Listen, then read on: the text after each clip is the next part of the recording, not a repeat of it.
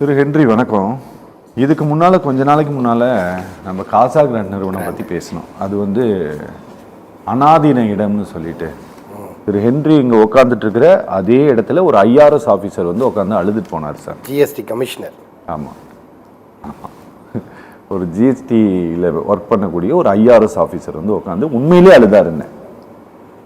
அவரும் ஒரு பெரிய கட்டுமான நிறுவனத்தை நம்பி தான். அந்த இஷ்யூ என்ன ஆனதுன்ட்டு எங்களுக்கு தெரியல.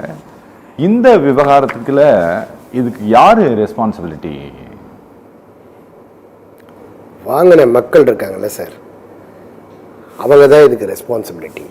ஏன்னா நான் தொடர்ந்து சொல்லிக்கிட்டே வர நிகழ்ச்சிகள் அவேர்னஸாக இவங்களுக்கு நம்ம சொல்லிட்டு இருக்கிற நிகழ்ச்சி என்னென்னா, இந்த வருவாய்த்துறையினுடைய பதிவேடுகளின் அடிப்படையில் தான் பதிவுத்துறை பதிவு செய்கிறது. அப்போ வருவாய்த்துறை 1814 37 வரைக்கும் 1837 வரைக்கும் நிலங்களை அளவு செய்து வருவாய்த்துறை பதிவேடுகளை கொண்டு வருகிறது.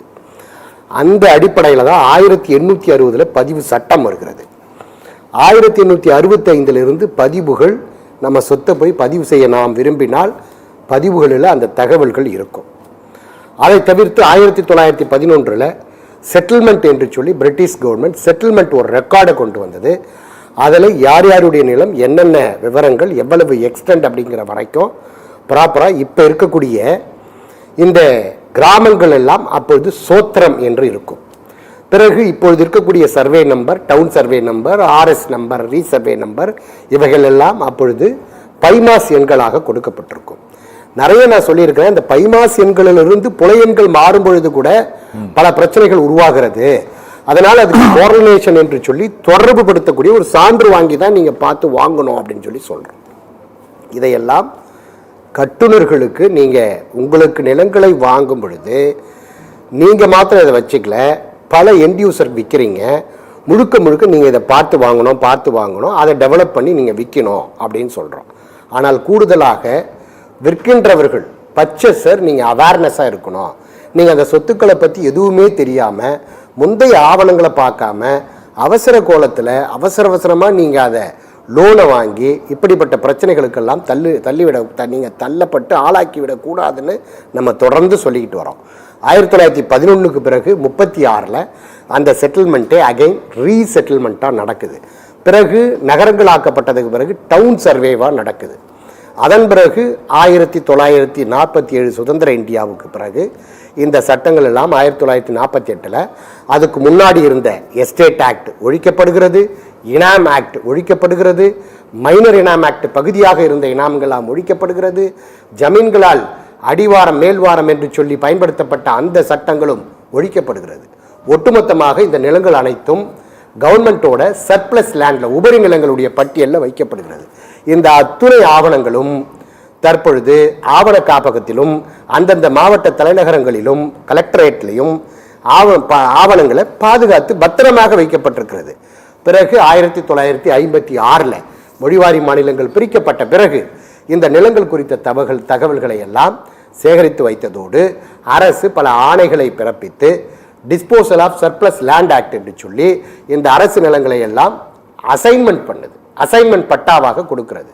அப்போ அந்த அசைன்மெண்ட் பட்டாவுக்கு அனுபவிச்சுட்டு இருக்கிறதின் அடிப்படையில் 1978 88 வரைக்கும் UDR என்று சொல்லி நில உடைமை மேம்பாட்டு திட்டத்தை கொண்டு வந்து அதில் பட்டாக்களை மாற்றம் செய்கிறது. இப்போ இந்த தவறுகள் எல்லாம் எங்கிருந்து நடக்கிறது என்று சொன்னால், இந்த 1911 அந்த நிலம் கோயில் நிலமாக இருக்கும், 1936 அந்த நிலம் DC நிலமாக இருக்கும், பஞ்சமி நிலமாக இருக்கும். அதன் பிறகு 1956 பிறகு 64 இந்த வினோபாஜி நடைபயணத்தில் இலவசமாக கொடுக்கப்பட்ட 27,000 சொச்சம் ஹெக்டேர் நிலங்கள் எல்லாம் பூமிதான இயக்கத்தினுடைய போர்டுக்கு கட்டுப்பட்ட நிலங்கள் எல்லாம் அதை ப்ராப்பராக ரிஜிஸ்டரில் ரெக்கார்டில் இருக்கும். இவை எல்லாவற்றையும் மறைத்ததுக்கு பிறகு 1978 88 வரைக்கும் இந்த நில உடைமை மேம்பாட்டு திட்டத்தில் யாரெல்லாம் அந்த நிலத்தை அனுபவித்துக் கொண்டிருக்கிறார்களோ அவர்களுடைய பெயரிலேயே பட்டா வந்து மாற்றம் செய்யப்பட்டிருக்கிறது. அப்படிப்பட்ட அந்த பிரச்சனை தான் பள்ளிக்கரண பிரச்சனை, தாழம்பூர் பிரச்சனை. பள்ளிக்கரணையில அந்த பிரச்சனை இருக்குல்ல, மாஸ்லேண்ட் பிரச்சனை இருக்குது. அப்புறம் இந்த 11 மாடி கட்டிடங்கள் உறவர் கமிஷன் போட்ட பிரச்சனை, அந்த ஏரி நீர்நிலைகளில் இருக்கக்கூடிய அந்த பிரச்சனைகளை மாற்றம் செய்த பிரச்சனை. அப்புறம் இப்போ அதே காசா கிராண்டு அந்த தாம்பரத்திலிருந்து வரக்கூடிய அந்த செம்பரம்பாக்கம் ஏரியினுடைய ரிவரில் கட்டக்கூடிய அந்த பிரச்சனை. பிறகு தாழம்பூர் ஓஎம்ஆர்ல கட்டுற பிரச்சனை, மாவட்ட ஆட்சியர் ஒருவர் ஒரு அவேர்னஸா பொதுமக்களுக்கு விழிப்புணர்வு கொடுத்தார் என்று சொன்னால் அது ஒரே திட்டம். தாழம்பூர்ல காசாகிராண்ட் நிறுவனத்துக்கு எதிரான திட்டத்துக்கு தான் அன்றைய மாவட்ட ஆட்சியர் பொன்னையா அவர்கள் அதை புகாரா பொதுமக்களுடைய விழிப்புணர்வுக்காக கொடுத்திருக்கிறார். ஸோ இப்படி முழுக்க முழுக்க இந்த வருவாய்த்துறை பதிவேடுகளின் அடிப்படையில் தான் அந்த நிலங்களை அந்த அலைன்ஸ் குரூப்பு தற்பொழுது 2017க்கு பிறகு அர்பன் ரைஸ்ன்னு சொல்லி அஃபோர்டபுள் ஹவுசிங்காக அந்த நிறுவனத்தை திரு மனோஜ் நம்பூர் என்பவர் துவக்கியிருக்கிறார். அவர் தான் மேனேஜிங் டைரக்டர் கம் சிஇஓ. அவர் தான் அந்த நிறுவனத்தை துவங்கியிருக்கிறார். அவருமே இதை அன்அவேர்னஸை தான் வாங்கியிருப்பார். அவர் ஒன்றும் அந்த ப்ராப்பர்ட்டியை சீட் பண்ணி அவர் பர்பஸாக டாக்குமெண்ட் கிரியேட் பண்ணிலாம் வாங்கியிருக்க மாட்டார். ஸோ அவர் அப்படி வாங்கின அந்த இடங்களை பிறகு அவர் டெவலப் பண்ணும் பொழுது கிட்டத்தட்ட அந்த திட்டம் 18 ஏக்கர் என்று சொல்லப்படுகிறது. ஒட்டுமொத்தமாக அந்த திட்டம் 18 ஏக்கர் என்று சொல்லப்படுகிறது. அவர்கள் 2010 பகுதியாக அனுமதி பெற்றிருக்கிறார்கள் 11 மாடிக்கு. பிறகு 2012ஆம் ஆண்டு அனைத்து இந்திய அண்ணா திராவிட முன்னேற்ற கழகம் வந்த பிறகு அதை ஃபர்தராக ரிவைஸ்ட் பண்ணி நம்பர் ஆஃப் ஃப்ளோர்ஸும் நம்பர் ஆஃப் கிச்சன்ஸும் அதை இன்க்ரீஸ் பண்ணியிருக்காங்க. அதை வாங்கிட்டு பிறகு கிட்டத்தட்ட ஒரு 8 பிளாக்குகளில் 2026 குடியிருப்புகளுக்கு டிஎன் ரேராவில் 2018ஆம் ஆண்டு TN11 பில்டர்ஸ் 0192 ஆஃப் 2018 என்று சொல்லி டிஎன் ரேராவில் பதிவு செய்திருக்கிறார்கள். முழுக்க முழுக்க அந்த திட்டங்கள் பார்த்தீங்கன்னா 1 bedroom 2 bedroom 3 bedroom 4 bedroom plus pent house என்று சொல்லி பல வகையான திட்டங்களை கிட்டத்தட்ட 5.4 கிலோமீட்டருக்கு வாக்கிங் ட்ராக்கோட ஆக சிறந்த உட்கட்டமைப்போடு கூடிய 5 கிலோமீட்டருக்கு 5.4 கிலோமீட்டர் ஒட்டுமொத்தமாக அந்த ஒரு டிராக்கோட ரேராவினுடைய பதிவு நான் சொல்றேன். அவர் குடியிருக்கிறார், நேரடியாக சந்திச்சிருப்பாரு. ரேராவினுடைய பதிவில் என்ன செய்யப்பட்டிருக்கிறதோ அந்த தகவல்களை நான் செய்து கொண்டிருக்கேன். நான் உங்களுக்கு தகவலாக தெரிவித்துக் கொண்டிருக்கேன். ஒட்டுமொத்தமாக இப்போ நீர்நிலைகளுக்கு அருகில் இருக்கக்கூடிய நிலங்களை பொதுமக்கள் நம்ம விரும்பி கொஞ்சம் நல்ல ஒரு பின்னால இருக்கிற வாக்கிங் ஸ்ட்ரீட் இருக்குல்ல சார், அதையும் சேர்த்து சொல்லுவாங்க நினைக்கிறேன். நான் சொல்லல, இந்த ரேராவினுடைய தகவல்கள் சொல்லுகிறது, அதை தான் நான் சொல்லிக் கொண்டேன். அப்போ நீர்நிலைகளின் அருகில் வீடு கட்டினா நமக்கு பொல்யூஷன் இல்லாம மாசற்ற காற்று கிடைக்கும், நல்ல குடிநீர் கிடைக்கும், ஃப்ரீயா ரிலாக்ஸ்டா இருக்கலாம், ரொம்ப நெருக்கடியா இல்லாம இருக்கலாம். ஒரு விஷயத்தை நீங்க கவனிச்சீங்களா? 2014லேயே இது கோவில் நிலம்னு அவருக்கு தெரிந்த பிறகும் வெறும் பில்லர்ஸ் மட்டும் போட்டு ஸ்ட்ரக்சர் மட்டும் வைத்திருந்தவர்கள் நல்லா தெரிந்த பிறகும் கட்டடம் கட்டினாங்கன்னு சொல்றாரு. இல்ல, அப்படி தெரிந்தவர்கள் கட்டியிருந்தால் அது மாபெரும் குற்றம், அதான் மாற்று கருத்து இல்லை. ஆனால் இந்த திட்டங்கள்ல 22% தான் கட்டிடம் கட்டப்பட்டிருக்கிறது, 78% திறந்தவெளி நிலமாக கொடுக்கப்பட்டிருக்கிறது. அது எல்லாமே கார் பார்க்கிங் அவ்வளவுமே சார் ஏதோ ஒண்ணு எனக்கு திட்டத்துல பதிவு என்ன இருக்கிறதோ அதை தான் நான் சொல்லிட்டு இருக்கிறேன். கார் பார்க்கிங் திறந்தவெளி நிலத்துல தானே நம்ம நிறுத்த முடியும். சரி, அதை வித்துட்டாங்க. ஒவ்வொரு லட்சம் விற்க கூடாது as per rule. சரி சார், இல்ல as per rule விற்க கூடாதுன்னு சொல்லக்கூடிய நீங்கள் ஏன் அதை விலை கொடுத்து வாங்கினீர்கள்? வேற வழி இல்லையா? நாங்க வண்டி சார் உங்களுக்கு தேவை இருக்குது. சரி, தேவை இருக்கிறவங்க வாங்கும் பொழுது இப்படிப்பட்ட குற்றம் புரிகிறவர்கள் இருக்கத்தான் செய்வாங்க. மாற்று கருத்தே இல்ல. இது மாபெரும் 78% ஓப்பன் ஸ்பேஸ் இருக்கக்கூடிய ஒரு பன்னடுக்கு குடியிருப்பு திட்டம். இது multi stored building MSP projects. So இதுல ஆவண பதிவு வருவாய்த்துறை பதிவேடுகளின் அடிப்படையில் ஆவணங்கள் பதிவு செய்யப்படுகிறது. ஆவணங்களின் அடிப்படையில் பிறகு பட்டா மாற்றம் செய்யப்படுகிறது. Present again revenue record transfer ஆகிறது. அந்த அடிப்படையில் தான் CMDA இதற்கு டெக்னிக்கல் அப்ரூவல், டெக்னிக்கல் கிளியரன்ஸ் தொழில்நுட்ப அனுமதி கொடுக்கிறார்கள். பிறகு இதை கம்ப்ளீட்டா அவங்க அந்த அனுமதியின் அடிப்படையில் இறுதி ஒப்புதல் கார்பரேஷன்ல லோக்கல் பாடிஸ்ல வாங்குறாங்க. வாங்கினதுக்கு பிறகு இந்த கட்டிட பணிகளை மேற்கொள்கிறார்கள். இறுதியாக இதுக்கு கம்ப்ளீஷன் சர்டிபிகேட், நிறைவு சான்று வாங்கப்பட்டிருக்கிறது. பிறகு அனுமதி மாத்திரமல்ல, நிறைவு சான்று மாத்திரமல்ல, இதற்கு மின் இணைப்பு வாங்கப்பட்டிருக்கிறது. பிறகு ப்ராப்பர்ட்டி டாக்ஸ் போடப்பட்டிருக்கிறது. பிறகு குடிநீர் இணைப்பு, கழிவுநீர் இணைப்பு பெறப்பட்டிருக்கிறது. மின்சாரத்துறை கொடுத்திருக்கிறது, குடிநீர் கழிவுநீர் கொடுக்கப்பட்டிருக்கிறது, கொடுக்கப்பட்டிருக்கிறது. இப்போ இது எல்லாமே ஆர்ஜின் ரெவென்யூவின் அடிப்படையில் தான் 1 by 1 வருகிறது. நீங்க அனுமதி கொடுத்தது தப்பான்னு கேட்டா நிச்சயமாக தவறு இல்லை. ஏன்னா அவர்கள் வெறும் தொழில்நுட்ப அனுமதி மாத்திரமே கொடுக்கிறார்கள். அவங்க கொடுப்பது ஆவணத்தின் அடிப்படையிலும் வருவாய்த்துறை பதிவேடுகளின் அடிப்படையிலும் தான் கொடுக்கிறாங்க. ஒருவேளை இந்த நிலம் ஸ்ரீ காரபத்திர சிவபிரகாச சுவாமிகள் மடத்திற்கு சொந்தமான நிலம் 18 ஏக்கர்ல 5% லேண்டு தான் இவங்க சொல்லியிருக்கிறாங்க. இவர்களுக்கு ஒருவேளை இந்து சமய அறநிலையத்துறைக்கு சொந்தமான நிலமாக இருக்கும் பட்சத்தில் இப்படிப்பட்ட வெகுமக்கள் அதை வாங்கிட்டாங்கன்னு சொன்னால் நிலத்தை பரிவர்த்தனை செய்து கொள்வதற்காக இவர்கள் நீதிமன்றத்தை கருணையின் அடிப்படையில் நாடி இந்த இடத்தை 90 சென்ட்டுக்கு நிகராகவோ அல்லது கூடுதலாகவோ இந்து சமய அறநிலைத்துறைக்கோ அல்லது மடத்திற்கோ யாருக்கு இந்த நிலம் உரிமை என்று நீதிமன்றம் உறுதிப்படுத்துகிறதோ ஆவணங்கள் உறுதிப்படுத்துகிறதோ அதன் அடிப்படையில் பரிவர்த்தனை ஆவணம் எழுதி கொடுத்து இந்த பிரச்சனைக்கு தீர்வு கண்டு இவர்களெல்லாம் எண்ட் யூசர் பர்ச்சேசர் இன்னசென்ட்டா தான் நான் பார்க்கிறேன். ஆனா அவர் விவரமா பேசுறாரு. புரியுது. இதுல எல்லாமே எங்களுக்கு தெரியும் 14 இருந்து கட்டுறாங்க அப்படின்னு சொல்லி கட்டிய பிறகும் ஒருவர் போய் அதை வாங்குறாருன்னு சொன்னா அது நெருப்புன்னு தெரிஞ்சுக்கிட்டே அதுல போய் இறங்குற மாதிரி தான் இருக்கும். ஒருவேளை ஏதோ ஒரு காரணங்களுக்காக கூட இவர்கள் வாங்கி இருக்கலாம். ஏன்னா அவர் பட்டியலிடும் பொழுது சொன்னார் சரி அதர் பர்ச்சேசர் எல்லாம் சரி பண்ணிடுறாரு சார், அந்த அடிப்படையில வாங்கி இருக்கலாம். அது தவறு. தவறை இழைத்தவர்களும் தவறு செய்தவர்களும் சேர்ந்து இதை சரி செய்து இந்த பிரச்சனைக்கு தீர்வு காண்பதற்கான வழியை மாத்திரம் தான் இவங்க முன்னெடுக்கும். திரு ஹென்றி, இந்த அறநிலையத்துறையினுடைய இடத்தை இப்படி இந்த வகை மாற்றம் சில மேக்சிமம் பண்ண மாட்டாங்க. அப்படி பண்ணுனா அரசு துறைகள் ரீதியாக செஞ்சிருக்கிறாங்க, 1-2 செஞ்சிருக்காங்க.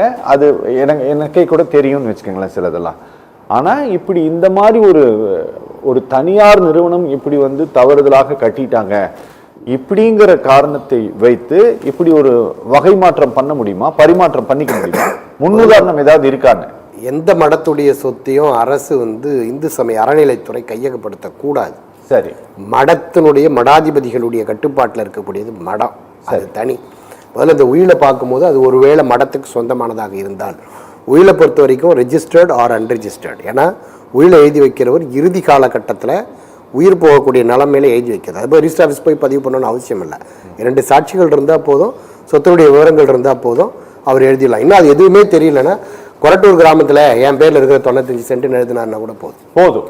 நினைவு லாஸ்ட் மினிட்ல போய் அதெல்லாம் சர்வே நம்பரு இதெல்லாம் தேடிக்கிட்டுலாம் இருக்க முடியாது சார். ஸோ அந்த உயிரில் வந்து வேற யாராவது அப்ஜெக்ஷன் சொல்லி இவர் கையெழுத்து போடலை, நீங்களே ஃபேக்காக ரெடி பண்ணிக்கிட்டீங்கன்னு கோர்ட்டுக்கு போய் சேலஞ்ச் பண்ணால் மட்டும்தான் அந்த வில் வந்து கொஸ்டின் மார்க்கு. ஸோ அதனால் அந்த உயிரில் வந்து மடத்துக்கு நீங்கள் அன்னதானம் போடணும்னு தான் எழுதி வச்சிருக்காரு. அவர் அண்ணன் தெளிவாக சொன்னார், பால் அண்ணன்.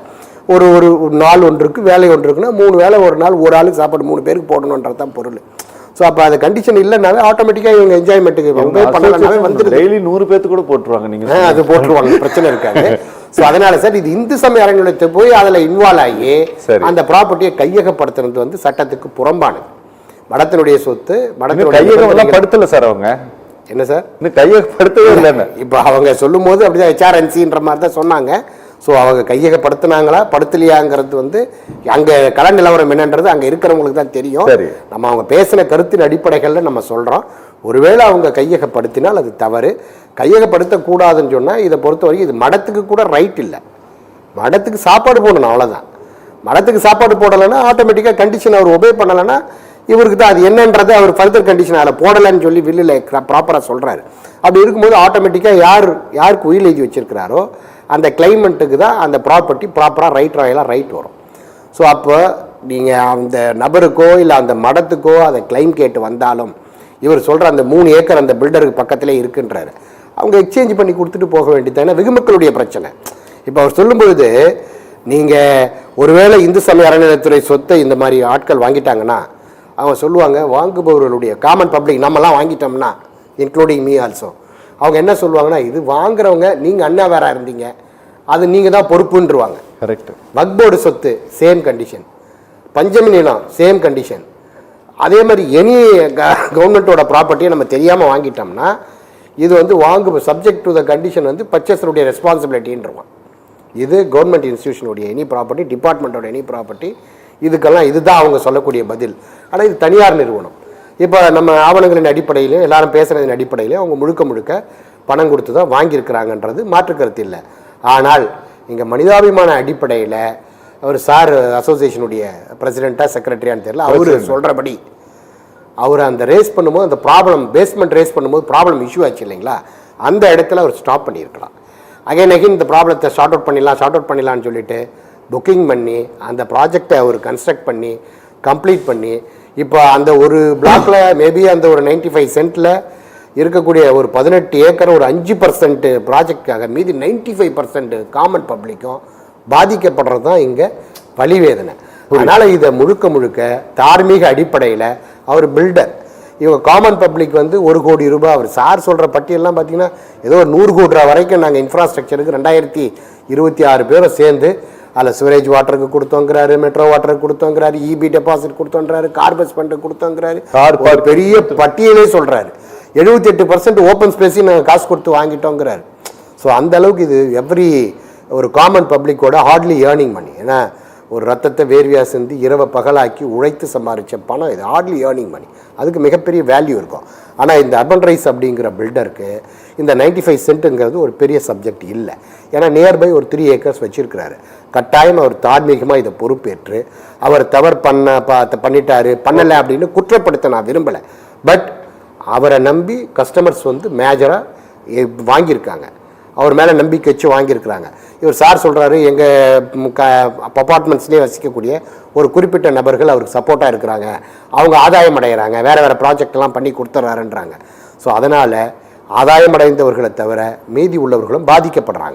ஸோ அதனால் ஒட்டுமொத்தமாக இந்த பாதிப்புக்கு அந்த அர்பன் ரைஸ் கட்டுனர் அவர்கள் பொறுப்பேற்றுக்கொண்டு இந்த பிரச்சனையை தார்மீகமாக ஷார்ட் அவுட் பண்ணணும். ஒன்று லீகலாக இதை வந்து பாயிண்ட் அவுட் பண்ணி இதை ப்ராப்பராக அதை பிரச்சனைக்கு முடிவு கொண்டு வரணும். ஒன்று இல்லையா ரெவென்யூ சைடில் ப்ராப்பராக இதை கிளியர் பண்ணி ஃபர்தராக இதை கண்டினியூஸாக இது தொலைநோக்கு பார்வையோடு சிந்திக்கணும்.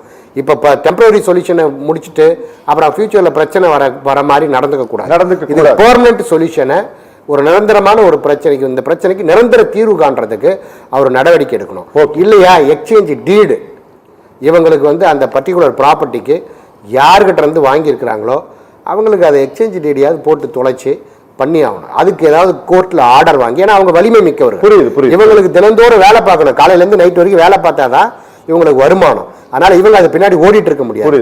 வித்த அந்த கட்டுனர் பொறுப்பேற்றுக் கொண்டு இந்த பிரச்சனைக்கு தீர்வு ஏற்படுத்தி தரணுன்றதான் இதை தார்மீகமாக வந்து நான் சொல்கிறேன் கருத்து. சார் பில்டர் இவங்களுக்கு சேல் பண்ணியிருக்காரு இல்லைங்களா, சேல் பண்ணும் போதே அவர் டிக்ளேர் பண்ணியிருப்பார் கண்டிஷன், இந்த சொத்துக்களை வந்து தானாதி வினிமய விக்கிரயங்களுக்கு உரித்தாய் யோக்கியமாய் புத்திர பௌத்திர பாரம்பரியமாய் ஆண்டெடுத்துக் கொள்ள வேண்டியது.